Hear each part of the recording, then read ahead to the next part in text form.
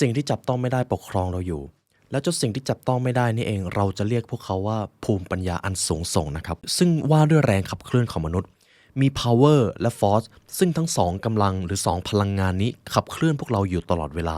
เรามาในโลกนี้เพื่อภารกิจบางอย่างครับโลกเปรียบเสมือนโรงเรียนหรือสถาบันแห่งหนึ่ง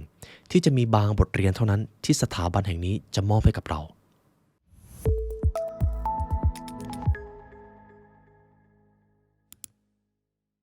ก่อนที่เราจะเริ่มบทเรียนกันครับผมมีบางสิ่งจะมามอบให้กับทุกท่าน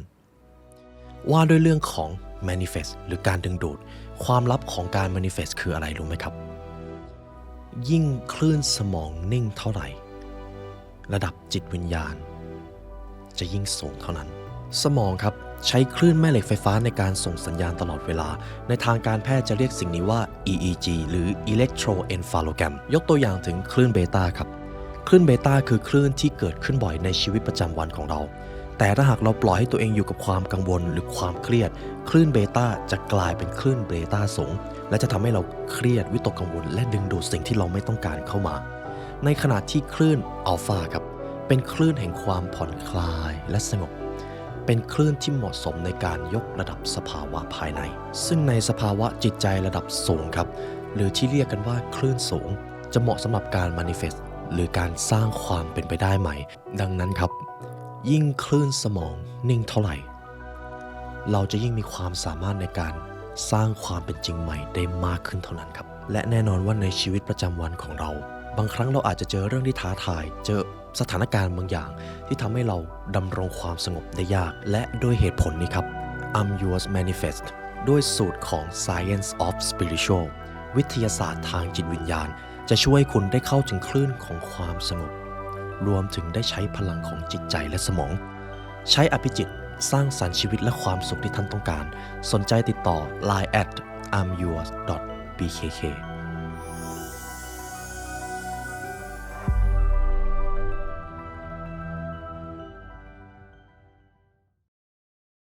คุณผู้ฟังครับเอพิโซดนี้จะเป็นอีกมาสเตอร์พีซหนึ่งที่ท่านจะสร้างให้กับตัวเองเราจะมาพูดถึงรหัสลับภูมิปัญญาจิตวิญญาณพลังลึกลับที่กำลังขับเคลื่อนมนุษย์ครับก่อนอื่นเลยหากคุณผู้ฟังยังไม่เคยฟังหนังสือ Power vs Force ผมอยากจะแนะนำให้ทุกท่านเริ่มต้นจากคลิปนั้นก่อนแต่ถ้าทุกท่านเข้าใจพื้นฐานเรื่องของจิตวิญญาณมาในระดับหนึ่งแล้วเอพิโซดนี้จะทำให้ท่านลงลึกและเราจะขยี้สิ่งที่มันเป็นภูมิปัญญาอันลึกลับสิ่งที่จับต้องไม่ได้ปกครองเราอยู่แล้วเจ้าสิ่งที่จับต้องไม่ได้นี่เองเราจะเรียกพวกเขาว่าภูมิปัญญาอันสูงส่งนะครับเพื่อให้ทุกท่านเข้าใจง่ายๆก่อนอื่นเลยจุดประสงค์ของคลิปนี้เราจะมาเผยปริศนาไปด้วยกันครับเรื่องของจิตวิญญาณเราเข้าใจเรื่องของอภิจิตเราเข้าใจเรื่องของควอนตัมฟิสิกส์ที่มันเกี่ยวข้องกับโลกพลังงานในพาร์ทนี้แหละครับทุกท่านจะเข้าใจลึกมากยิ่งขึ้นไปอีกและก่อนที่เราจะเรียนรู้ด้วยกันผมขออนุญาตให้คุณผู้ฟังครับหายใจเข้าลึกๆครับเพราะผมอยากให้ทุกท่านจดจ่อกับคลิปนี้มากที่สุดและที่สำคัญผมอยากให้ทุกท่านจดจ่อกับบทเรียนในคลิปนี้ให้มากที่สุดครับเพราะในระหว่างคลิปเดี๋ยวผมจะมีให้ทุกท่านได้พักได้ผ่อนคลายคลื่นสมองของตัวเองด้วยดังนั้นไม่ต้องห่วงเลยครับผมจะค่อยๆพาทุกท่านเดินทางไปด้วยกันก่อนอื่นเลยผมจะมีคำศัพท์ที่อยากให้คุณผู้ฟังจำจะมีอยู่3คำหลักๆครับคำที่1คือ consciousness level พูดตามผมได้เลยครับ consciousness level แปลเป็นภาษาไทยก็คือระดับจิตสำนึก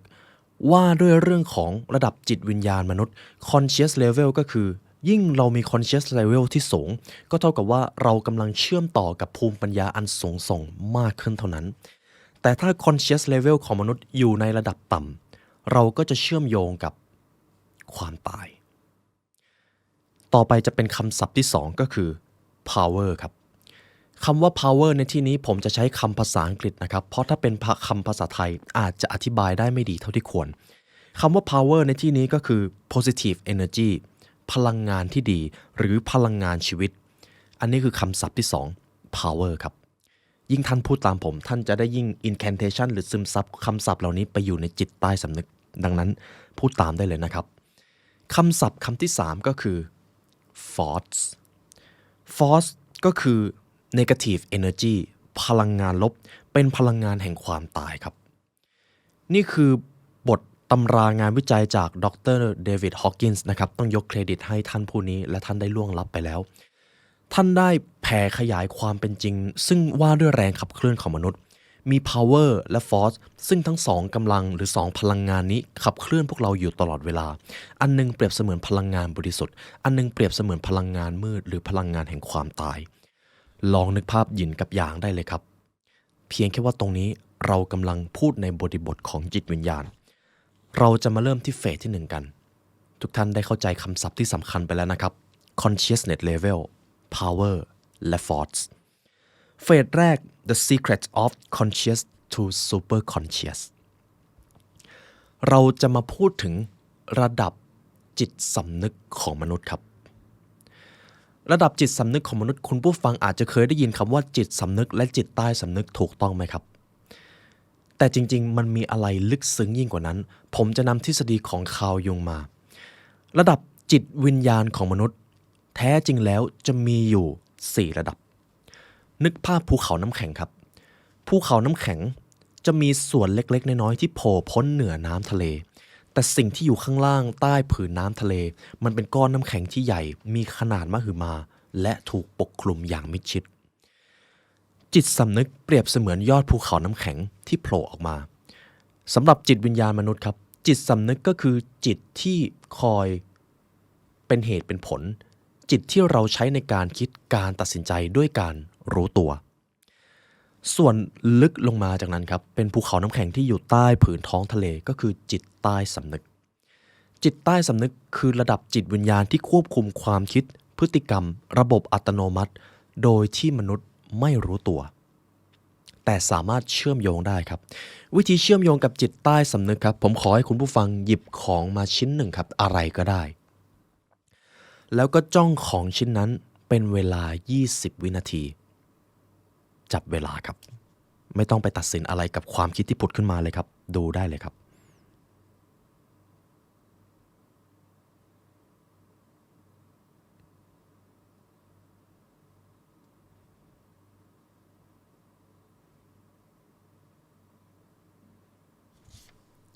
เรียบร้อยครับทุกท่านสิ่งที่ทุกท่านทำเมื่อกี้แหละครับคือวิธีการเข้าภวังค์คือการกลับมาเชื่อมกับจิตใต้สำนึกของตัวเองท่านจะสัมผัสได้ถึงความสงบท่านจะเริ่มเห็นความคิดอะไรก็ไม่รู้ผุดขึ้นมาโดยที่ถ้าเราไม่ได้กลับมาเชื่อมตรงนี้หรือใช้เพียงแค่จิตสำนึกในการบงการชีวิตเราจะไม่เห็นเลยและเมื่อกี้ทุกท่านได้กลับไปสัมผัสกับจิตใต้สำนึกเราอาจจะเคยเข้าใจกับจิตสำนึกและจิตใต้สำนึกแต่หลังจากนี้มันจะลึกกว่านั้นครับและมันสำคัญมากส่วนที่3ก็คือ collective unconscious จิตไร้สำนึกร่วมครับนี่คือทฤษฎีที่ทรงพลังมากจิตไร้สำนึกร่วมคืออะไรผมจะอธิบายเปรียบเทียบกับอินเทอร์เน็ตแล้วกันครับในโลกอินเทอร์เน็ตครับก็จะมีโซเชียลมีเดียมีบัญชีของคุณผู้ฟังใช่ไหมครับมี Account ของเราแต่ทั้งหมดนั้นก็อยู่ภายใต้อินเทอร์เน็ตครอบคลุมทุกอย่าง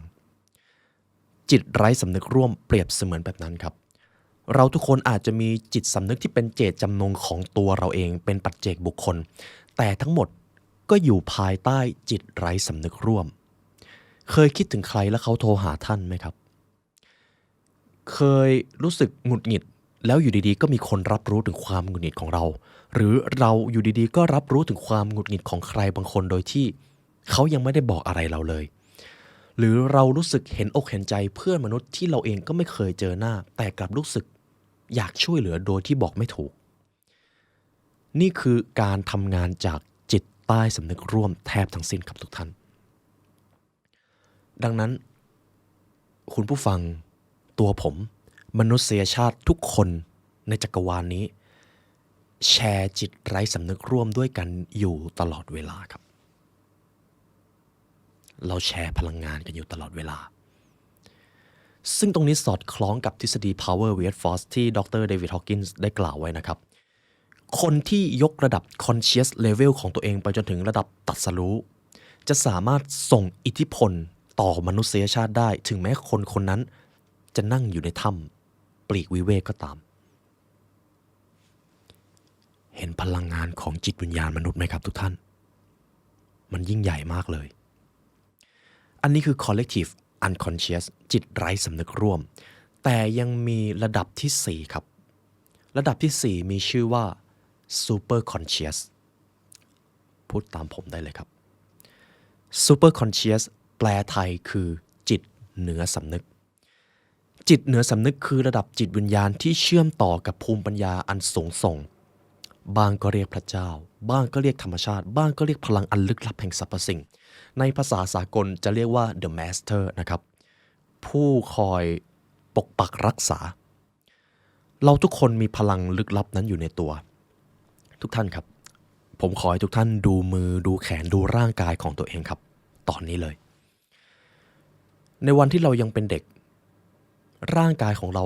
ไม่ได้ขยายใหญ่เท่านี้ถูกต้องไหมครับส่วนสูงของเราก็ไม่ได้สูงเท่านี้แต่พลังอะไรกันเล่าที่ทำให้หัวใจของเราไม่หยุดเต้นพลังอะไรกันเล่าที่ทำให้ร่างกายของเราซึมซับสารอาหารแล้วสร้างการเจริญเติบโตหรือพลังอะไรกันเล่าที่ทำให้เราหายใจและการหายใจนี้เราก็ไม่สามารถบังคับมันได้เลยพลังอะไรกันที่คอยปกปักรักษาสิ่งเหล่านี้อยู่ภูมิปัญญาอันสูงส่งครับ The Master และจิตวิญญาณของมนุษย์ในระดับจิตเหนือสำนึกเชื่อมโยงกับภูมิปัญญาลึกลับนั้นครับคนที่สามารถสัมผัสจิตเหนือสำนึกได้จะบรรลุการตรัสรู้จะเข้าใจความเป็นไปของโลกและจะรู้สึกถึงการเป็นหนึ่งเดียวกับสรรพสิ่งและคนที่จะมาเชื่อมกับจิตเหนือสำนึกได้ในภายหลังจะกลายเป็นคนที่มี spiritual power มากพอที่จะสร้างการขับเคลื่อนให้โลกใบนี้เดี๋ยวผมจะขยายความภายหลังครับว่า spiritual power คืออะไรแต่ผมอยากให้คุณผู้ฟังเข้าใจถึงระดับของ spiritual ของมนุษย์ครับมีอยู่4ระดับจิตสำนึกก็คือ conscious จิตใต้สำนึกก็คือ subconscious จิตไร้สำนึกร่วม collective unconscious และจิตเหนือสำนึกก็คือ superconscious ยังตามผมทันนะครับทีนี้และทุกท่านก็รู้ว่าพลังงานอันสูงส่งอยู่ในตัวมนุษย์ทุกคนจบเฟสที่1ครับผมขออนุญาตให้คุณผู้ฟังครับหายใจเข้าลึกๆครับเพื่อที่จะเคลียร์ความรู้สึก pattern interrupt ตัวเองเพื่อที่จะไปเฟสต่อไปหายใจเข้าลึกๆได้เลยครับทุกๆครั้งที่ท่านหายใจเข้าท่านกำลังสูดพลังงานชีวิตซึ่งเชื่อมโยงกับภูมิปัญญาอันสูงส่งเข้าไปด้วยปล่อยให้พลังงานนั้นไหลเวียนในร่างกายของท่านได้เลยครับจงปล่อยให้ความรู้สึกที่เกิดขึ้นแผ่ซาบซ่านไปตั้งแต่เท้าขึ้นมาที่ขามาที่หน้าท้องของท่านมาที่หน้าอกของท่านและให้ท่านรับรู้ความรู้สึกทั้งหมดผ่านลมหายใจนั้นอีกครั้งหนึ่งครับเยี่ยมครับทุกท่านได้เคลียร์สภาวะของตัวเองเพื่อที่จะมาเฟสที่2เฟสแรกหากรู้สึกว่ายังซับซ้อนเฟสที่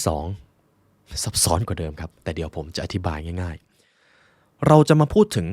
อำนาจในโลกมนุษย์ humanity power ครับในโลกมนุษย์นะครับจะมีพลังอำนาจอยู่2ขั้วที่1คือ political power กับขั้วที่2คือ spiritual power ครับ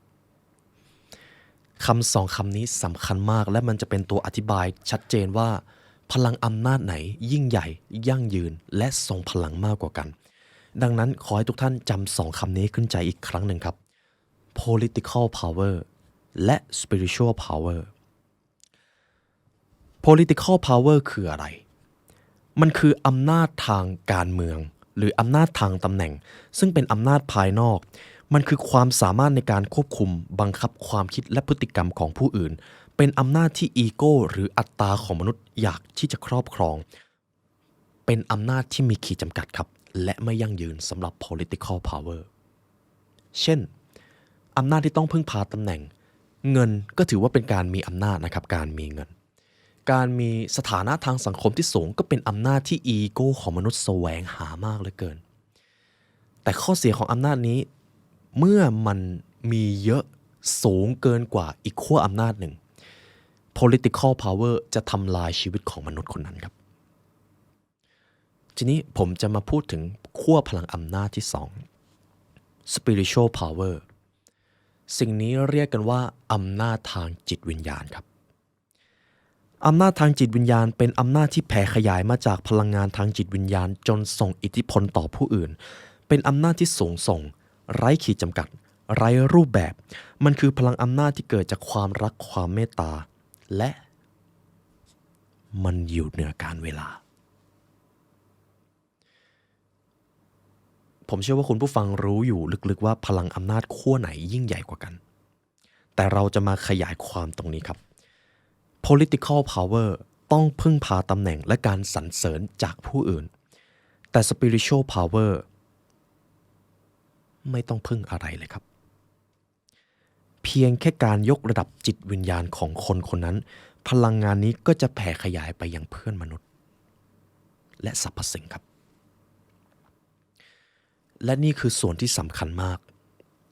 หากเรามี spiritual power ที่สูงเราจะแทบไม่เจอผลเสียอะไรเลยครับแต่ถ้าเรามี political power ที่สูงเกินกว่า spiritual power เจ้า political power นี้จะค่อยๆกัดกินจิตวิญญาณไปเรื่อยๆครับและท้ายที่สุดคนที่มี political power สูงกว่า spiritual power จะกลายเป็นทาสของอะไรรู้ไหมครับเป็นทาสของอีโก้ครับ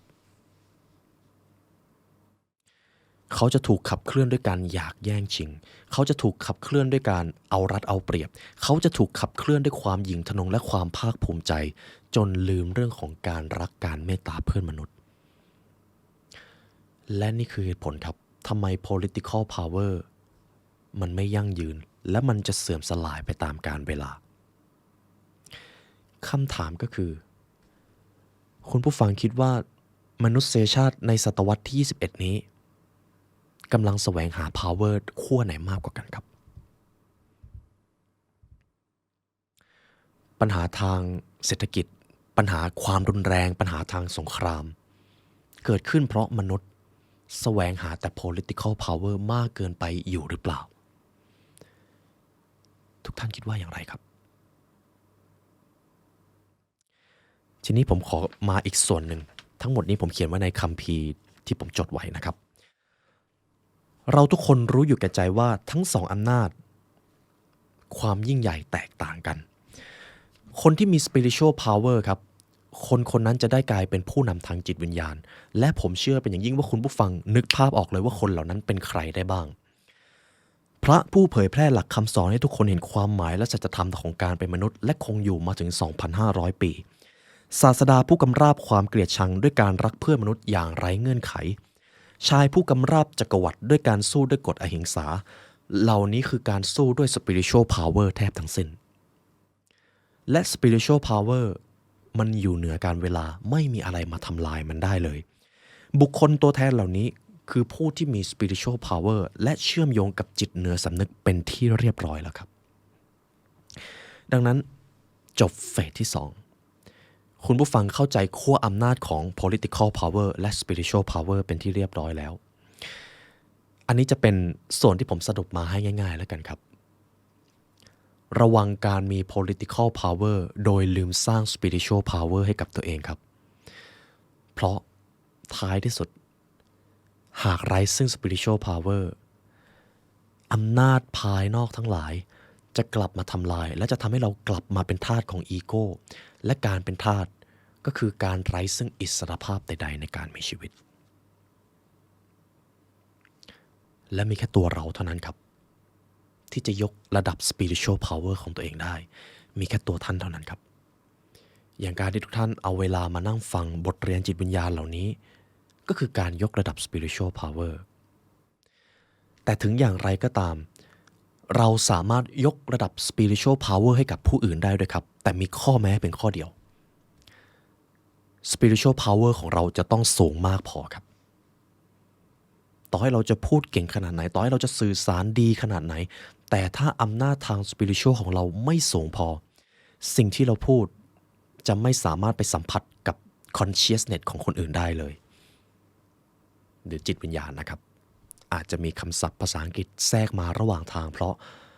บางคำศัพท์แปลไทยยากมากจริงๆครับ จบเฟสที่2พลังอำนาจทั้ง2ขั้วทีนี้เฟสที่3ผมจะวางเรื่องของ political power ไว้เราจะมาเจาะลึกเรื่องของ spiritual power มากยิ่งขึ้นกว่าเดิมเพราะผมเชื่อว่าคุณผู้ฟังเห็นแล้วว่าพลังอำนาจไหนยิ่งใหญ่กว่ากันและท่านก็อาจจะเริ่มสงสัยแล้ว spiritual power ของเราในตอนนี้อยู่ในระดับใดอยากรู้ไหมครับและท่านจะได้รู้เลยและก่อนอื่นครับทำการคลายสเตทของตัวเองอีกครั้งหนึ่งครับขอให้ทุกท่านกลับมาดูลมหายใจของตัวเองอีกครั้งหนึ่งครับตอนนี้ลมหายใจของท่านมีอุณหภูมิเย็นหรือร้อนครับผมอยากให้คุณผู้ฟังดูอากาศที่กำลังสัมผัสผิวหนังของท่านอยู่ในตอนนี้ครับมันเป็นอากาศแบบไหนครับเยี่ยมครับตอนนี้ทุกท่านได้คลายสเตทคลายสภาวะของตัวเองเป็นที่เรียบร้อยเราจะมากันที่เฟสที่3 power versus force เราจะมาพูดถึงหัวข้อนี้แบบเจาะลึกนี่คือส่วนสำคัญที่พวกเราได้นำไปถ่ายทอดในคลาส The Mastermind ด้วยนะครับเพิ่งเรียนจบกันไปในช่วงเดือนตุลาคมนี้เองซึ่งเป็นคลาสที่ได้ยกระดับจิตวิญญาณของคนสนุกมากครับ Power vs Force คือระดับจิตวิญญาณของมนุษย์ซึ่งมีอยู่2ขั้ว Power ครับเป็นระดับจิตวิญญาณชั้นสูงเป็นระดับที่เกี่ยวโยงกับความรักความเมตตาความสุขและการตรัสรู้เป็นระดับพลังงานที่ยกระดับชีวิตกับอีกขั้วพลังจิตวิญญาณหนึ่งก็คือ Force Force เปรียบเสมือนพลังงานด้านมืดเป็นพลังที่ขับเคลื่อนมีรูปแบบไม่ยั่งยืนและเชื่อมโยงกับความตายหาก Force สูงจนเกินไปดังนั้นผมจะต้องให้คุณผู้ฟังเข้าใจถึงระดับ Power vs Force แบบเจาะลึกนะครับแล้วเดี๋ยวผมจะให้ทุกท่านทำเช็คลิสต์กับตัวเองว่าตอนนี้จิตวิญญาณของเราอยู่ในระดับไหนอยู่ในขั้วไหนและตรงนี้เดี๋ยวผมจะขยายความเพิ่มผมจะนำส่วนจากคอร์ส Mastermind มาอ่านให้คุณผู้ฟังนะครับเพราะตรงนี้มันจะลึกมากขอให้ทุกท่านค่อยๆทำความเข้าใจ Consciousness Level หรือระดับของจิตสำนึกเป็นแนวคิดที่นำเสนอว่าจิตสำนึกของมนุษย์สามารถวัดและแบ่งออกได้เป็นระดับต่างๆโดยแต่ละระดับแสดงถึงความถี่พลังงานและสภาวะจิตใจที่แตกต่างกันระดับขั้วแรกครับระดับของ Force เป็นระดับต่ำที่สุดวัดเป็นตัวเลขได้อยู่ที่0ถึง200 Force คือพลังงานลบที่บั่นทอนชีวิตตัวแรกครับเป็นพลังงานลบชั้นต่ำที่สุดแทบจะเชื่อมโยงกับความตายถ้าต่ำไปกว่านี้มีโอกาสสูงมากที่มนุษย์คนนั้นจะไม่อยากมีชีวิตอยู่ตัวนี้ก็คือ shame หรือความอับอายครับความรู้สึก shame หรือความอับอายจะทำให้คนรู้สึกไร้ค่าไม่สมควรและจะทำให้เขาซ่อนตัวจากสังคมคนที่อยู่ในขั้วนี้หรืออยู่ในระดับพลังงานนี้จะรู้สึกว่าตัวเองไม่มีความสามารถหรือไม่ดีพอเลยสักอย่างตัวที่2ครับระดับสูงกว่า shame ก็คือ guilt ความรู้สึกผิดความรู้สึกผิดจะดึงดูดการลงโทษตนเองรู้สึกว่าความผิดพลาดของตัวเองเป็นสิ่งที่ไม่อาจแก้ไขได้และคนที่อยู่ในระดับนี้มักจะจมอยู่กับความเสียใจและความทรมานระดับต่อไปครับสูงขึ้นมาอีกหน่อยคือ apathy หรือความหมดหวังนะครับระดับนี้เต็มไปด้วยความสิ้นหวังการมองไม่เห็นทางออกและรู้สึกว่าตัวเองเป็นเหยื่อของสถานการณ์เป็น victim นั่นเองคนที่อยู่ในระดับนี้จะไม่มีพลังหรือไร้ซึ่งความปรารถนาที่จะสร้างการเปลี่ยนแปลงในชีวิตระดับต่อไปครับสูงขึ้นมาหน่อยคือ grief ความเศร้าโศกสภาวะของความเศร้าโศกมักจะเป็นสภาวะของความสูญเสียและความทุกข์ใจมันคือการรู้สึกถึงความเจ็บปวดและความเศร้ามองไม่เห็นถึงแสงสว่างในชีวิตสูงขึ้นมาอีกหน่อยครับก็คือ fear หรือความกลัวจะทำให้เกิดการปกป้องตัวเองและความไม่มั่นคงส่งผลให้เกิดการตัดสินใจจากความระแวดระวังและความวิตกกังวลระดับพลังงานนี้จะอยู่ในระดับ100ครับสูงขึ้นมาอีกหน่อย desire หรือความต้องการทำไมความต้องการจึงอยู่ในขั้วของ force มันควรจะเป็นขั้ว power ไม่ใช่หรือผมจะอธิบายแบบนี้ครับความปรารถนาเป็นตัวผลักดันให้เกิดการกระทำก็จริงครับแต่มันเป็นการกระทำที่เกิดจากการอยากครอบครองมากกว่าที่จะสร้างสรรค์ความสุข ความต้องการในที่นี้มักจะก่อให้เกิดความโลภความอยากได้ที่ไม่รู้จักพอ desire หรือความต้องการจึงเป็นขั้ว force ครับอยากได้สิ่งนั้นอยากได้สิ่งนี้อยากครอบครองสิ่งนั้นอยากจะครอบครองคนนี้ทุกท่านลองคิดดูสิครับกี่ครั้งแล้วที่ปัญหาชีวิตของเรามาจากการอยากได้สิ่งเหล่านั้นดังนั้นความรู้สึกระดับนี้จะส่งผลให้เกิดความรู้สึกของความขาดแคลนและการแสวงหาที่ไม่สิ้นสุดระดับสูงขึ้นมาอีกหน่อยครับ anger ความโกรธแน่นอนครับความโกรธมันเป็นขั้วพลังงานที่รุนแรงมากโดยเฉพาะอย่างยิ่งถ้าเราควบคุมมันไม่เป็นความโกรธเป็นฟอร์สเป็นแรงผลักดันที่ทรงพลังก็จริงแต่ถ้าไม่จัดการอย่างเหมาะสมมันจะก่อให้เกิดผลเสียไปสู่การทำลายล้างและการขัดแย้งหนึ่งในการขัดแย้งที่ใหญ่ที่สุดก็คือสงครามระดับต่อไปครับสูงขึ้นมากว่า anger คือ pride ความภาคภูมิใจครับสงสัยใช่ไหมครับความภาคภูมิใจมันเป็นฟอร์สได้อย่างไรมันเป็นความรู้สึกดีมันน่าจะทำให้เรามั่นใจมันน่าจะเป็น power ไม่ใช่หรือผมจะตอบสั้นๆนะครับความภาคภูมิใจคือสิ่งที่ทำให้อีโก้ของมนุษย์เติบโตครับโดยเฉพาะอย่างยิ่งใครก็ตามที่ขับเคลื่อนความสำเร็จหรือขับเคลื่อนชีวิตตัวเองด้วยการภาคภูมิใจหรืออยากได้รับการสรรเสริญจากผู้อื่นนั่นแหละครับเขากำลังถูกขับเคลื่อนด้วยพลังฟอร์สและแน่นอนว่ามันจะส่งผลเสียในภายหลังข้อนี้สำคัญมากนะครับส่วนใหญ่ติดกับดักตรงนี้คิดว่าความภาคภูมิใจเป็นพลังงานที่ดีแต่ไม่ใช่ครับความภาคภูมิใจเกือบจะเป็นพลังงานโซนพาวเวอร์ครับแต่มันยังอยู่ในโซนฟอร์สรู้สึกภาคภูมิใจรู้สึกยินดีปรีดากับความสำเร็จได้แต่อย่าถูกขับเคลื่อนด้วยเจ้าสิ่งนี้ครับเพราะมันจะก่อให้เกิดความยิงพยองในภายหลังยกตัวอย่างครับสมมุติคุณผู้ฟังทำอะไรสักอย่างประสบความสำเร็จแล้วเผอิญครับรู้สึกว่าตัวเองอยู่เหนือกว่าคนอื่นแล้วชอบความรู้สึกนี้มากเลยในภายหลังท่านจะเริ่มอยากจะครอบครองตำแหน่งไม่อยากให้ใครมาตัดขาเก้าอี้ไม่อยากให้ใครมาเก่งเท่ากับท่านนี่คือผลลัพธ์ที่เกิดขึ้นจากความพรายครับหรือความภาคภูมิใจความยิงพยองครับวัดเป็นค่าพลังได้ที่175มันเป็นระดับที่รู้สึกมีอำนาจและความสำเร็จแต่เป็นความสำเร็จที่ขึ้นอยู่กับการเปรียบเทียบและการตัดสินผู้อื่นทำให้เกิดการยึดติดกับอัตตานั่นเองจบในเรื่องของฟอร์สครับคุณผู้ฟังครับฟอร์สเริ่มมาตั้งแต่ระดับของความอับอายค่าพลังเป็น20แล้วก็มาสิ้นสุดอยู่ที่ pride ความยิงพยองแต่ขั้วที่มันสูงขึ้นไปกว่านี้แหละครับจะเริ่มยกระดับไปสู่โซน power แล้ว power ก็คือ positive energy นั่นเองต่อไปนี้จะเป็นระดับจุดเปลี่ยนสำคัญครับวัดเป็นค่าตัวเลขได้ที่200สิ่งนั้นก็คือ courage ความกล้าหาญครับความกล้าหาญขับเคลื่อนมนุษย์ได้ทรงพลังกว่า pride แน่นอนระดับนี้เป็นจุดเปลี่ยนที่สำคัญจากพลังงาน force เป็นพลังงาน powerความกล้าหาญคือการเผชิญหน้ากับความกลัวการเปิดใจรับสิ่งใหม่และการเปลี่ยนแปลงชีวิตอย่างมีความมั่นใจ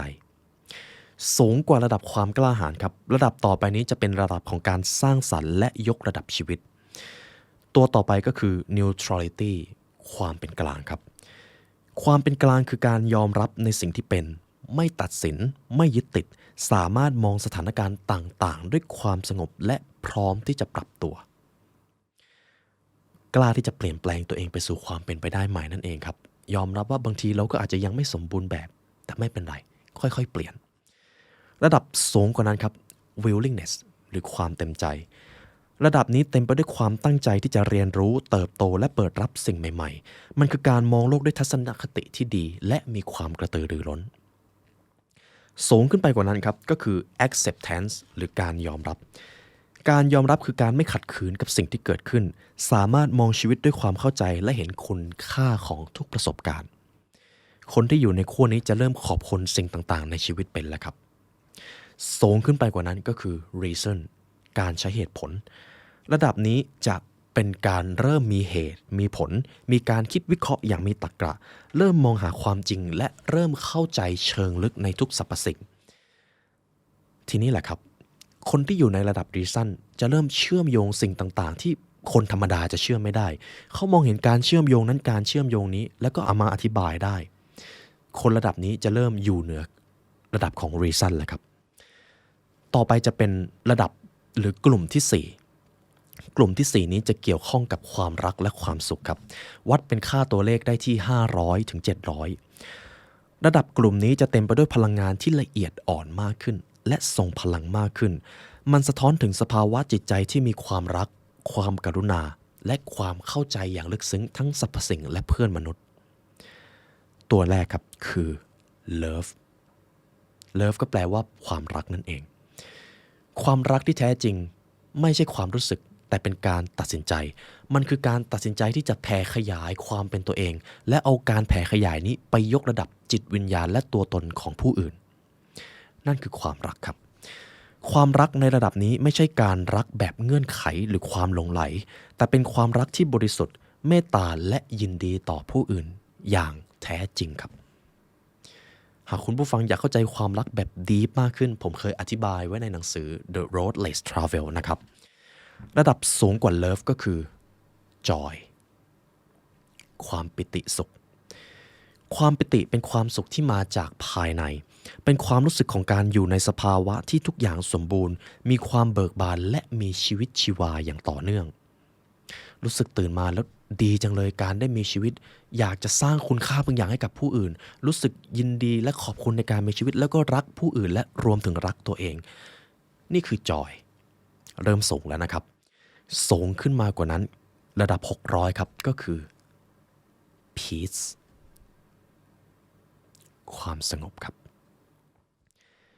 ความสงบในระดับนี้เป็นความเงียบงันและความนิ่งของจิตวิญญาณที่ไม่ได้ถูกรบกวนหรือถูกสั่นคลอนง่ายๆไม่ว่าภายนอกจะเป็นอย่างไรมนุษย์ผู้ยกระดับ consciousness ของตัวเองมาในระดับของ peace จะใจสงบและมองเห็นทุกสิ่งด้วยความเข้าใจต่อไปครับระดับสุดท้ายระดับที่สูงส่งที่สุดเป็นระดับที่เชื่อมโยงกับ super conscious มันคือระดับของการรู้แจ้งครับวัดเป็นตัวเลขได้700ถึง 1,000 เป็นระดับพลังงานที่สูงที่สุดสิ่งนั้นคือ enlightenment ครับการรู้แจ้งระดับนี้แสดงถึงสภาวะของการหลุดพ้นการมองเห็นความเป็นหนึ่งเดียวเข้าใจธรรมชาติที่แท้จริงของชีวิตและจักรวาลมันเป็นระดับจิตสำนึกของผู้ที่บรรลุหรือผู้ที่สามารถมองเห็นความจริงสูงสุดครับทั้งหมดนี้ก็คือเรื่องของ power และ force คุณผู้ฟังเข้าใจแล้วว่า spiritual power แบ่งออกมาได้เป็น subset 2 ตัวคือ power และ force power คือพลังงานดี force คือพลังงานลบต่อไปนี้แหละครับผมจะให้คุณผู้ฟังมา reflect กับตัวเองว่า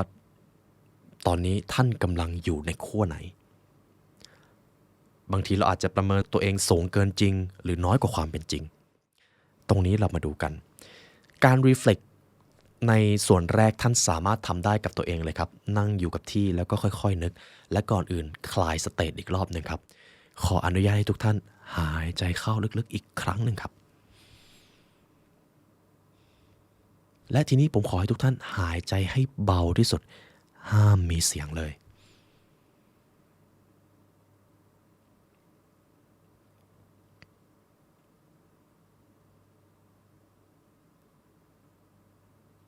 เยี่ยมครับทุกท่านต่อไปนี้จะเป็นส่วนที่สำคัญมากเพราะท่านจะได้รู้จักตัวเอง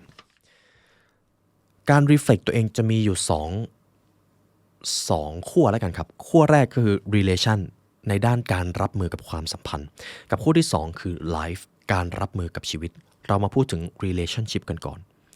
ขอให้ทุกท่านตอบคำถามนี้ด้วยความสัตย์จริงนะครับเพราะคนที่จะได้ประโยชน์มากที่สุดคือท่านและเชื่อนะครับทั้งหมดที่ผมสื่อสารออกไปจุดประสงค์เพื่อที่จะยกระดับจิตวิญญาณของพวกเราด้วยกันคำถามที่1ท่านตัดสินผู้อื่นหรือท่านยอมรับเพื่อนมนุษย์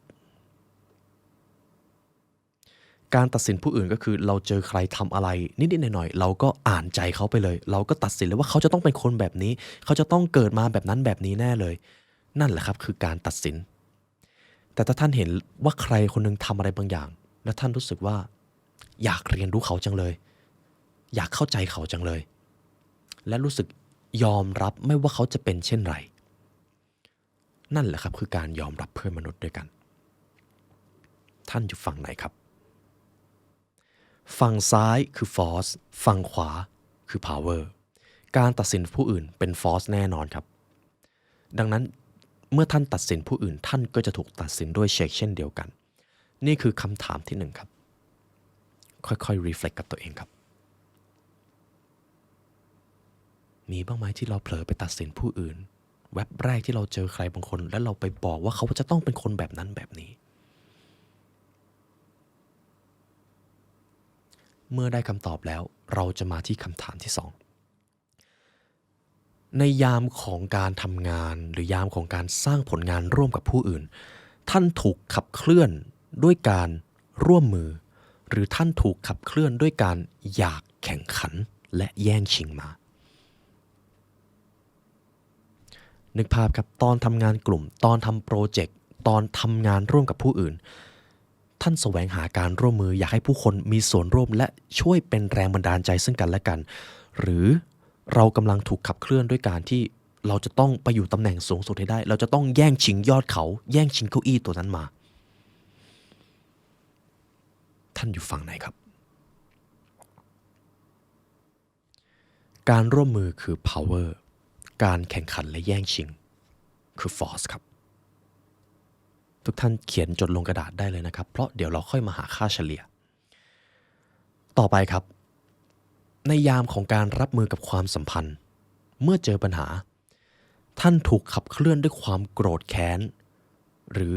ท่านสามารถให้อภัยผู้อื่นได้ดูวินาทีนี้เลยครับท่านกำลังแสวงหาความสำเร็จเพียงเพราะอยากจะแก้แค้นหรือโกรธแค้นใครอยู่หรือเปล่าหรือท่านเป็นคนให้อภัยทุกคนที่ทำอะไรไม่ดีไม่ร้ายกับท่านท่านสามารถให้อภัยได้อย่างไร้เงื่อนไขความโกรธแค้นคือ force การให้อภัยคือ power และผมเชื่อว่าทุกท่านรู้สิ่งนี้อยู่แก่ใจครับคำถามที่ 4ในยามที่เราสนทนาหรือปฏิสัมพันธ์กับผู้อื่นเรามอบความกล้าหาญและการสนับสนุนหรือเราบีบบังคับและสั่งการแบบนี้เลยครับชี้นิ้วสั่งดูได้ง่ายๆเลยครับหากท่านเป็นผู้ปกครองท่านมีลูกหรือมีหลานท่านมอบความกล้าหาญท่านบอกว่าท่านพร้อมที่จะสนับสนุนเขาไม่ว่าเขาจะเลือกเส้นทางไหนหรือท่านบีบบังคับและชี้นิ้วสั่งหรือในตอนที่ทำงานยิ่งท่านเป็นคนที่มีตำแหน่งยิ่งดูง่ายเลยครับเวลาจะสั่งการท่านสั่งการโดยทำให้เขารู้สึกว่าอยากให้เขาเป็นเจ้าของผลงานและท่านพร้อมที่จะสนับสนุนไม่ว่าจะเกิดอะไรขึ้นหรือท่านชี้นิ้วสั่งการและบีบบังคับการสนับสนุนคือ power และการบีบบังคับก็คือ force ครับทีนี้ข้อสุดท้ายครับคำถามสุดท้ายในยามที่เห็นผู้อื่นประสบความสำเร็จเรายินดีเราปิติและปลื้มใจกับความสำเร็จนั้นหรือเราอิจฉาริษยาเมื่อเห็นผู้อื่นได้ดีครับและผมเชื่อว่าทุกท่านรู้ว่าขั้วไหนคือ power และ force ถูกต้องไหมครับนี่คือส่วนของ relation ครับผมอยากให้คุณผู้ฟังดูว่าค่าเฉลี่ยที่ท่านตอบออกมาเป็น power หรือ force และความจริงก็คือเราอาจจะยังไม่สามารถวัดออกมาเป็นตัวเลขได้แม่นเหมือนในตำราของดร. ฮอว์กินส์นะครับเพราะจิตวิญญาณมันมีความคลุมเครือมันไม่แน่นอนดังนั้นเรารับรู้ได้ด้วยความรู้สึกครับไม่ใช่การวัดค่าต่อไปเรามาดูส่วนที่2คือ life ในยามของการมีชีวิตผมขอให้คุณผู้ฟังคลายสเตทของตัวเองอีกรอบหนึ่งครับหายใจเข้าลึกๆได้เลยครับเพราะต่อไปนี้จะเกี่ยวโยงกับตัวท่านเพียงคนเดียวในยามที่ท่านใช้ชีวิตตั้งแต่ท่านตื่นนอนตั้งแต่ประสบการณ์ในอดีตเรามาดูกันว่าเราอยู่ใน force หรือ power คำถามที่1ครับเรามาเริ่มกันในยามของการใช้ชีวิตท่านยอมรับประสบการณ์และสถานการณ์ในชีวิตหรือท่านต่อต้านโชคชะตาด้วยการพร่ำบ่นและโทษผู้อื่นการยอมรับชีวิตคือ acceptance มันคือ power ส่วนการต่อต้านโชคชะตามันคือการขับเคลื่อนด้วย pride anger หรือแม้แต่ความละอายมันคือ force นั่นเองคำถามที่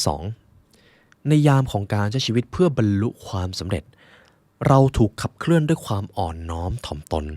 หรือเราถูกขับเคลื่อนด้วยความหยิ่งพยองลำพองใจสังเกตได้ง่ายๆครับเวลาที่เราทำอะไรสำเร็จเรารู้สึกว่าเราเหนือกว่าผู้อื่นหรือเปล่า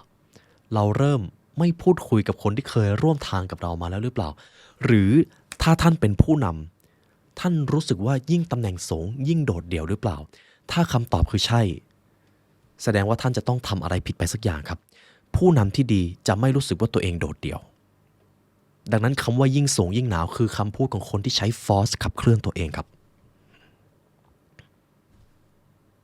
อาจจะยังไม่ต้องเชื่อผมก็ได้ครับเพราะสิ่งเหล่านี้วันหนึ่งเมื่อถึงเวลาที่เหมาะสมท่านจะเข้าใจสัจธรรมนี้เองแต่คำถามที่สำคัญครับเรามารีเฟล็กตัวเองก่อนเราถูกขับเคลื่อนด้วยความถ่อมตนหรือความภาคภูมิใจและความหยิ่งพยองคำถามที่3ครับท่านเดินทางสู่ความเติบโตหรือความสำเร็จด้วยการเรียนรู้หรือการเคี่ยนตีตัวเองครับข้อนี้สำคัญมากครับเราจะเคี่ยนตีตัวเองจนกว่าเราจะสำเร็จเราจะไม่ยอมมีความสุขจนกว่าเราจะได้สิ่งนั้นมานี่ก็คือหนึ่งในการถูกขับเคลื่อนด้วยฟอร์สครับแต่คนที่สามารถเรียนรู้ดื่มด่ำประสบการณ์ระหว่างทางอาจจะมีล้มลุกคลุกคลานบ้างแต่เขาก็อยู่กับปัจจุบันดื่มด่ำ enjoy the journey เป็นคนประเภทนี้ถูกขับเคลื่อนด้วย power ครับการอยากประสบความสำเร็จเร็วๆอยากจะเหนือผู้อื่นเร็วๆคุณผู้ฟังคิดว่าเป็น power หรือ force ครับและผมเชื่อว่าคำตอบนั้นท่านตอบได้อย่างแน่นอนอันนี้คือบริบทที่3ครับคำถามในบริบทที่4เราผูกความสุขไว้กับปัจจุบันหรือเราผูกความสุขไว้กับความปรารถนาในอนาคต desire หรือความปรารถนาคือ force ยังจำได้ไหมครับคนที่ผูกความสุขไว้ที่ปลายทางเมื่อเขาไปถึงเขาก็จะไม่มีความสุขอยู่ดีเพราะเขาไม่ได้ถูกขับเคลื่อนด้วย power มาตั้งแต่แรกแล้วนั่นเองครับคำถามชุดต่อไปครับท่านถูกขับเคลื่อนด้วยความรักความเมตตาหรือความเกลียดชังและการแก้แค้นครับผมขอให้ทุกท่านถามจิตใต้สำนึกของท่านครับอะไรที่ท่านรู้สึกมากกว่ากันจิตวิญญาณของท่านจะไม่เคยโกหกท่านอย่างแน่นอนครับ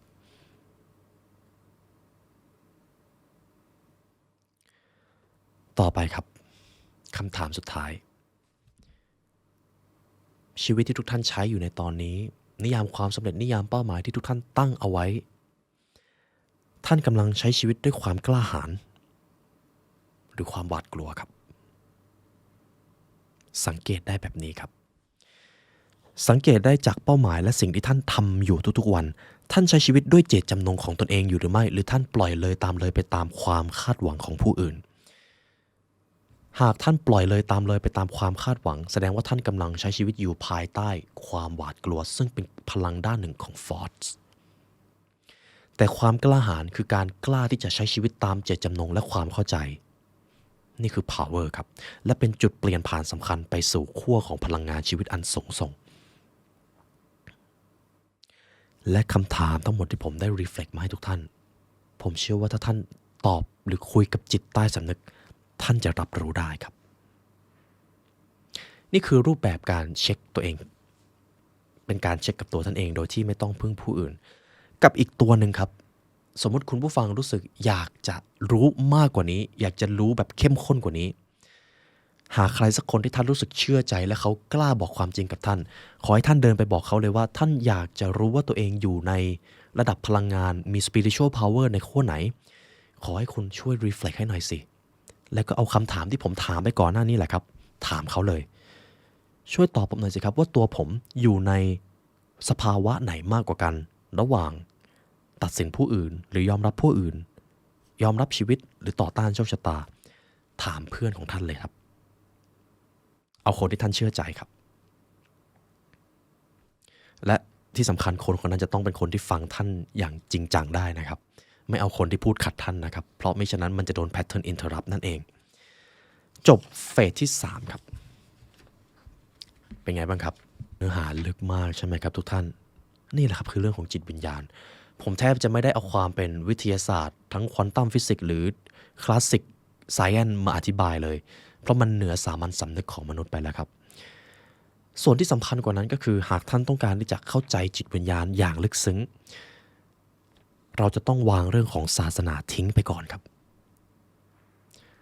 เพราะจิตวิญญาณดำรงและถูกกำเนิดขึ้นมาก่อนศาสนาแต่ศาสนาถือกำเนิดขึ้นจากสามัญสำนึกของมนุษย์ดังนั้นหากจะเข้าใจจิตวิญญาณภาษาของมนุษย์และสามัญสำนึกของมนุษย์จะไม่สามารถอธิบายได้ครอบคลุมทั้งหมดโดยเฉพาะอย่างยิ่งถ้าเราเอากำแพงของความเชื่อทางศาสนามาตั้งเราจะไม่เข้าใจจิตวิญญาณครับทุกท่านและผมเองก็ต้องวางด้วยทุกๆครั้งที่ผมถ่ายทอดเรื่องจิตวิญญาณอันนี้จะเป็นส่วนที่สำคัญมากครับทั้งการเข้าภวังค์การระลึกพบชาติตัวเองการ manifest มันคือจิตวิญญาณทั้งหมดเลยครับต่อไปจะเป็นเฟสสุดท้ายครับเรารู้แล้วว่าขั้วพลังของมนุษย์มี political power และก็มี spiritual power และเราก็รู้ลึกกว่าเดิมอีกว่า spiritual power มี power และ force คำถามก็คือแล้วเราจะยกระดับจิตวิญญาณของตัวเองให้เป็น power ที่สูงกว่าเดิมได้หรือไม่และถ้าทำได้ทำยังไงคำตอบคือได้ครับและอยู่ในเฟสนี้แต่ผมจะอธิบายแบบพอสังเขปนะครับจะไม่ได้เจาะลึกมากเพราะเนื้อหามันเข้มมากจริงๆเราจะมา enlighten spirit กันครับจิตวิญญาณของท่านอยู่ในดินแดนไหนตรงนี้ท่านจะต้องตอบให้ได้ก่อนระหว่าง power และ force และต่อจากนี้ผมจะให้ทุกท่านยกระดับจิตวิญญาณของตัวเองตัวแรกครับ three dimensions of life ยังจำประโยคอันคลาสสิกที่ผมพูดบ่อยได้ไหมครับทุกสรรพสิ่งล้วนเป็นพลังงานที่เหมือนกันจะดึงดูดซึ่งกันและกันหรือดึงดูดกันเองชีวิตของท่านตราบใดที่ท่านยังเป็นมนุษย์ท่านอยู่ในภพภูมิของมนุษย์ถูกต้องไหมครับมันจะมีอยู่3องค์ประกอบที่ท่านจะต้องดูแลให้ดี1คือ physical หรือร่างกายเรามาดูร่างกายกันก่อนเลยครับคุณผู้ฟังเชื่อไหมครับว่าร่างกายของเราส่งพลังงานบางอย่างไปยังจิตวิญญาณอยู่ตลอดเวลาถ้าไม่เชื่อลองนั่งห่อไหล่แล้วก้มหน้าดูสิครับแล้วก็ลองเปลี่ยนบริบทมาเป็นนั่งหลังตรงอกผายไหล่พึงทำราวกับว่าท่านชนะอะไรบางอย่างมาความรู้สึกมันเปลี่ยนถูกต้องไหมครับนั่นแหละครับร่างกายของท่านส่งพลังงานอยู่ตลอดเวลาและลองคิดดูสิครับเรากินเรานอนเราใช้ชีวิตอยู่กับร่างกายนี้24ชั่วโมงร่างกายของเรากำลังเป็น force หรือ power ให้กับตัวเราครับเจ็บป่วยหรือไม่เคลื่อนไหวลำบากหรือเคลื่อนไหวสบายความฟิตน้ำหนักตัวไขมันเปอร์เซ็นต์ไขมันหรือแม้แต่สุขภาพการตรวจเลือดอะไรค่าอะไรต่างๆนานาทั้งหมดนั้นส่งพลังงานไปให้จิตวิญญาณแทบทั้งสิ้นซึ่งผมจะให้คำแนะนำสั้นๆแล้วกันนะครับนอนให้ดีคุมอาหารให้ดีครับยิ่งจดท่านจะยิ่งรู้ว่าท่านจะดูแลอาหารตัวเองอย่างไรออกกำลังกายให้สม่ำเสมอและที่สำคัญครับอย่าลืมไปตรวจร่างกายนะครับ6 เดือนไปตรวจครั้งหนึ่งหรือ3 เดือนไปตรวจครั้งหนึ่งผมเองก็เพิ่งมีโอกาสได้มาเข้มงวดเรื่องการตรวจเลือดในช่วงหลังๆมาเพราะดูดีทุกอย่างครับแต่ลืมว่าเราจะต้องไปเช็คระยะร่างกายตัวเองด้วยก็มีบางค่าที่ต่ำหรือสูงกว่าปกตินิดเดียวครับแก้ได้แป๊บเดียวตอนนี้กลับมาปกติแล้วฟิสิกอลครับสุขภาพของท่านคือตัวแรกที่จะทำให้จิตวิญญาณของท่านได้รับการยกระดับเพราะมันมีพลังงานดิเมนชันที่2หรือมิติที่2ก็คือสภาวะอารมณ์และความคิดครับอารมณ์กับความคิดคือสิ่งเดียวกันครับอยู่ด้วยกันอารมณ์เป็นพลังงานความคิดก็คือเหตุและผลหรือสิ่งที่มันเป็นไปตามการนึกคิดของมนุษย์เมื่ออารมณ์เกิดอารมณ์โกรธจะทำให้ความคิดของเรา ยิ่งคิดเรื่องโกรธมากขึ้นไปอีกและยิ่งเราคิดเรื่องโกรธความโกรธมันก็จะไปแผ่ขยายอารมณ์ให้มันพุ่งพล่านมากยิ่งขึ้นไปอีกความคิดและอารมณ์จึงอยู่ขั้วเดียวกันแต่ถ้าความคิดของเราคิดในเรื่องที่ดีคิดขอบคุณอารมณ์ของเราก็จะรู้สึก joyful หรือปิติยินดีแล้วมันก็จะสนับสนุนซึ่งกันและกันเราจึงจะเป็นไปตามสิ่งที่เราคิดเพราะด้วยความคิดเรากำหนดโลกใหม่ได้ทั้งใบคำถามก็คือสภาวะอารมณ์แต่ละวันของท่านในทุกวันนี้เป็นความสุขหรือความทุกข์ครับเป็นความเครียดหรือความสบายใจวิตกกังวลกับอดีตอนาคตหรือดำรงอยู่ในปัจจุบันขณะ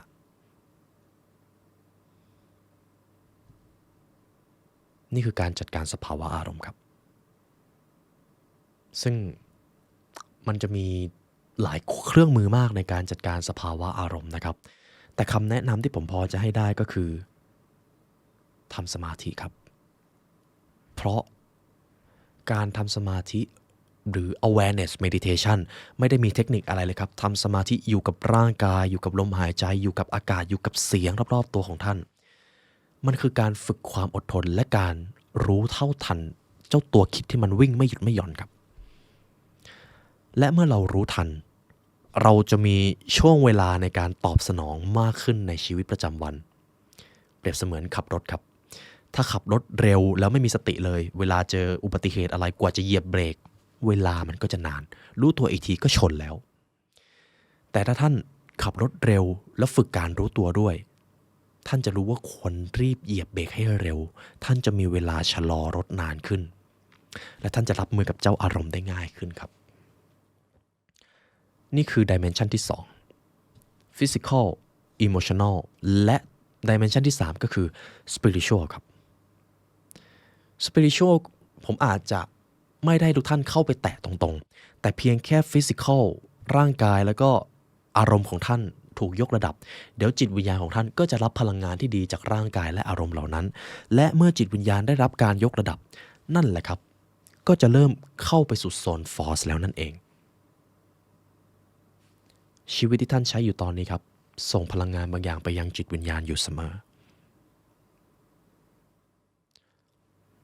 ตอนนี้คุณผู้ฟังอยู่ในขั้วไหนกันแน่ครับระหว่าง power และ force เอาละครับจบเรื่อง three dimensions แต่อีกส่วนหนึ่งที่สำคัญครับ three dimensions เกี่ยวข้องกับตัวท่านเองคนเดียวเลยแต่ส่วนนี้จะเกี่ยวข้องกับเพื่อนมนุษย์ผมจะพูดถึงพลังงานหนึ่งครับที่ยิ่งใหญ่ที่สุดหากเป็นศาสนาก็คงเป็นศาสนาที่สูงส่งที่สุดหากเป็นคำสอนก็คงเป็นคำสอนที่ศักดิ์สิทธิ์ที่สุดสิ่งนั้นคืออะไรรู้ไหมครับ Love ครับการรักนี่คือพลังงานที่สูงส่งที่สุดผู้ที่สร้างพลังงานนี้ให้กับตัวเองจิตวิญญาณของเขาจะเคลื่อนไปสู่ power โดยอัตโนมัติความรักในที่นี้ไม่ใช่ความหลงไหลไม่ใช่ความรู้สึกแต่มันคือการตัดสินใจและการรักเพื่อนมนุษย์อย่างไร้เงื่อนไขการรักจริงๆจึงไม่ง่ายครับต้องฝึกต้องตัดสินใจและต้องอดทนดังนั้นคำแนะนำที่ผมพอจะให้ทุกท่านได้ก็คือเรามาในโลกนี้เพื่อภารกิจบางอย่างครับโลกเปรียบเสมือนโรงเรียนหรือสถาบันแห่งหนึ่งที่จะมีบางบทเรียนเท่านั้นที่สถาบันแห่งนี้จะมอบให้กับเราและหนึ่งในนั้นคือการสานสัมพันธ์กับผู้อื่นและการรักเพื่อนมนุษย์อย่างไร้เงื่อนไขครับ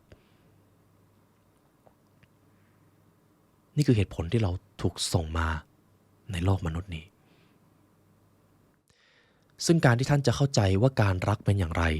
ท่านจะต้องเห็นก่อนว่าความเกลียดชังมันน่ากลัวขนาดไหนก่อนที่เราจะเข้าใจความสุขสงบเราก็ต้องเข้าใจก่อนว่าความทุกข์ระทมมันเจ็บปวดอย่างไรแต่สุดท้ายแล้วผู้ที่เลือกที่จะรักเพื่อนมนุษย์อย่างไร้เงื่อนไขในภายหลังจิตวิญญาณของเขาจะไปในที่ที่สูงจะกลายเป็นปัญญาที่ลึกลับจะกลายเป็นปัญญาที่คุ้มครองทุกสรรพสิ่งนั่นคือจุดมุ่งหมายที่เราจะไปกันแต่หากผู้ใดก็ตามไม่เรียนรู้ที่จะรักก็เท่ากับว่าสอบตก ในโรงเรียนแห่งนี้เขาจะเจอบทเรียนซ้ำแล้วซ้ำเล่าจนกว่าเขาจะเรียนรู้และเขาจะตัดสินใจก้าวข้ามผ่านมันไปแต่ทั้งหมดคือสิ่งที่โลกจะมอบให้กับเราครับการรักนั่นเองท่านได้สร้างพลังงานนี้ให้กับตัวเองแล้วหรือยังครับนี่ก็คือบทเรียนทั้งหมดที่เรามาพูดกันถึง spiritual power ครับทุกท่านนี่คืออีก masterpiece หนึ่งที่ท่านจะมอบให้กับตัวเองครับเป็นเอพิโซดนี้หนึ่งที่สนุกมากและผมเชื่อเป็นอย่างยิ่งว่าท่านได้มองเห็นจิตวิญญาณของตัวเองเป็นที่เรียบร้อยแล้วท่านคือจิตวิญญาณที่อยู่ในร่างมนุษย์ครับจิตวิญญาณของท่านในที่นี้ผ่านประสบการณ์ผ่านเรื่องราวมาหลากหลายผ่านมามากกว่าหนึ่งร่างกายด้วยซ้ำท่านไม่เคยเกิดและท่านก็ไม่เคยตายและท่านมาที่นี่เพื่อที่จะเรียนรู้และรักนั่นเองครับและแน่นอนครับวันนี้ได้เวลาอันสมควรแล้วทางผู้ร่วมงาน The Library เลยและตัวผมและออนยูวสิงห์ขอกล่าวอำลาทุกท่านไปก่อนเพราะการเรียนรู้จะทำให้ท่านเป็นอิสระสิ่งนี้จะทำให้ท่านกล้าคิดกล้าทำกล้าฝันและกล้าจินตนาการสำหรับวันนี้เป็นเกียรติมากครับทุกท่านขอให้จักรวาลคุ้มครองครับสวัสดีครับ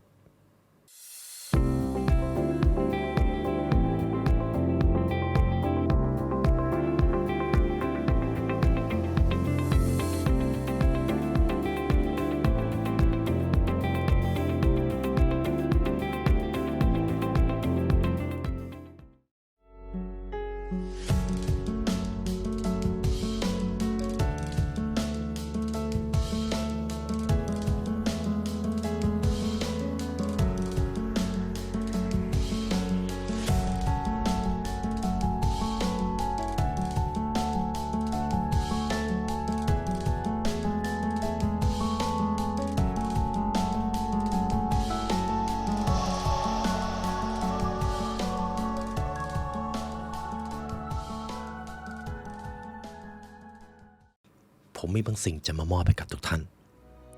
ว่าด้วยเรื่องของ manifest หรือการดึงดูดความลับของการ manifest คืออะไรรู้ไหมครับ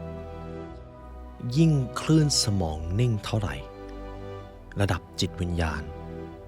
จะยิ่งสูงเท่านั้นสมองครับใช้คลื่นแม่เหล็กไฟฟ้าในการส่งสัญญาณตลอดเวลาในทางการแพทย์จะเรียกสิ่งนี้ว่า EEG หรือ electroencephalogram ยกตัวอย่างถึงคลื่นเบต้าครับคลื่นเบต้าคือคลื่นที่เกิดขึ้นบ่อยในชีวิตประจำวันของเราแต่ถ้าหากเราปล่อยให้ตัวเองอยู่กับความกังวลหรือความเครียดคลื่นเบต้าจะกลายเป็นคลื่นเบต้าสูงและจะทำให้เราเครียดวิตกกังวลและดึงดูดสิ่งที่เราไม่ต้องการเข้ามาในขณะที่คลื่นอัลฟาครับเป็นคลื่นแห่งความผ่อนคลายและสงบเป็นคลื่นที่เหมาะสมในการยกระดับสภาวะภายในซึ่งในสภาวะจิตใจระดับสูงครับหรือที่เรียกกันว่าคลื่นสูงจะเหมาะสำหรับการ manifest หรือการสร้างความเป็นไปได้ใหม่ดังนั้นครับยิ่งคลื่นสมองนิ่งเท่าไหร่เราจะยิ่งมีความสามารถในการสร้างความเป็นจริงใหม่ได้มากขึ้นเท่านั้นครับและแน่นอนว่าในชีวิตประจำวันของเราบางครั้งเราอาจจะเจอเรื่องที่ท้าทายเจอสถานการณ์บางอย่างที่ทำให้เราดำรงความสงบได้ยากและด้วยเหตุผลนี้ครับ I'm Yours Manifest ด้วยสูตรของ Science of Spiritual วิทยาศาสตร์ทางจิตวิญญาณจะช่วยให้คุณได้เข้าถึงคลื่นของความสงบรวมถึงได้ใช้พลังของจิตใจและสมองใช้อภิจิตสร้างสรรค์ชีวิตและความสุขที่ท่านต้องการสนใจติดต่อ line @amyours.bkk